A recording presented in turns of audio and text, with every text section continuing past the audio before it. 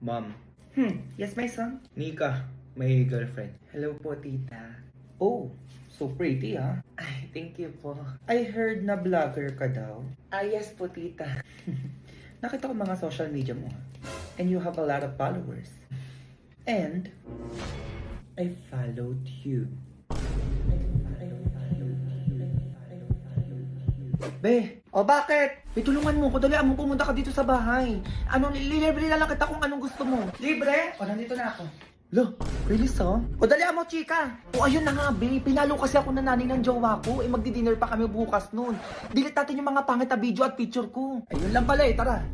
Ito, delete. Ayun, tsaka nito. Bakit ito pinost kasi ito? O, delete yan. Ito, be, pangit ako dito. O, be, pangit mo dyan. Delete mo yan. O, ito din, delete ko din to, ha. Sige, be. Ito din, delete ko din to. O, okay na, be. Ako din. Wala na akong nakikitang tsaka, o. Mabait ka na sa mga naiwan na post mo dito, be. Pati video. True. O, picturean mo na ako, be. Tsaka videoan mo na din ako na naglilinis ako ng bahay. Ano yun? Para saan? Pang-post ko lang, be. Para makita ng nanay ng jowa ko. O, sige, be. Dalian mo akin na.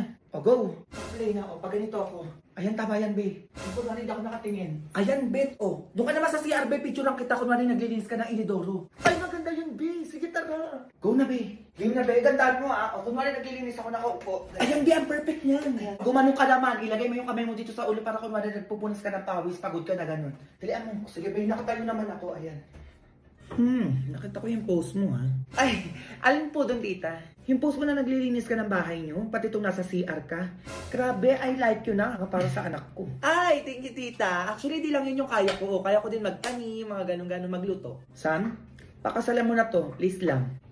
Grabe ngayon ako nakita ng babaeng ganun, na yung girlfriend mo na naglilinis ng bahay. Hello, ma. O, ano na naman yon?